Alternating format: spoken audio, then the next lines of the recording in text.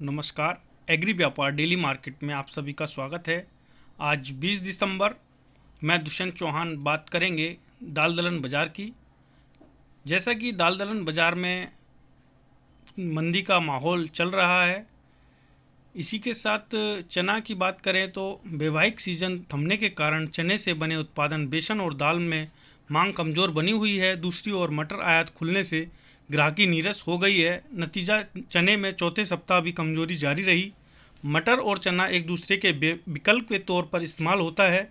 NAFED tender में काफ़ी नीचे की बोली लगी जो पास नहीं हुई। नेफेड के पास काफ़ी कम मात्रा में चना बताया जा रहा है। सप्लाई टाइट है, लेकिन भविष्य में नेफेड कब तक कम भाव पर अपना चना पास करेगा, इसे लेकर लेवालों में अनिश्चितता बनी हुई है। देसी चने का व्यापार पिछले कुछ दिनों से काफ़ी कमज़ोर चल रहा है। इसका मुख्य कारण यह है कि सरकार द्वारा महंगाई को रोकने के लिए मटर पर आयात शुल्क हटाना। इस बीच बाज़ारों में ऐसी भी चर्चा जोरों पर है कि सरकार चना महंगाई को रोकने के लिए आयात शुल्क भी हटा सकती है, लेकिन सरकार की तरफ से कोई नोटिफिकेशन तथा ना कोई स्टेटमेंट आया है।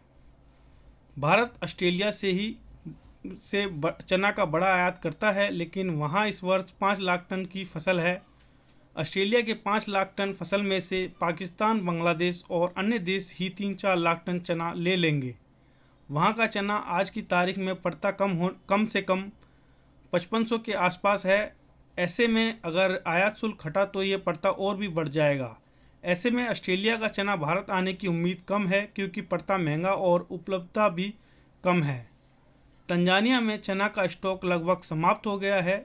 चना की बोवनी कमज़ोर होने के बाद महाराष्ट्र में कई जगह पर चने की फसल को रोग लगने से नुकसान की खबर आ रही है। मध्य प्रदेश, उत्तर प्रदेश में ही चना उत्पादन ठीक होगा।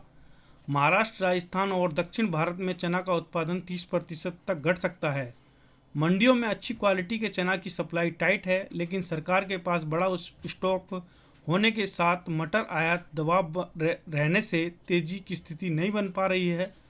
वर्तमान भाव में चना को अच्छा सपोर्ट है, लेकिन मार्च 2024 के बाद भी मटर आयात खुला रहा तो बाजार में माहौल ख़राब कर सकता है। चना उत्पादन तो कम होगा, इसमें कोई शक नहीं है, लेकिन सरकार आम चुनाव के मद्देनज़र तेज़ी रोकने के लिए सभी प्रयास करेगी। चना में फ़िलहाल सीमित कारोबार करना बेहतर व्यापारियों के लिए लाभदायक रहेगा। इसी के साथ चैनल को ज़्यादा से ज़्यादा लाइक करें, सब्सक्राइब करें और शेयर करें। धन्यवाद।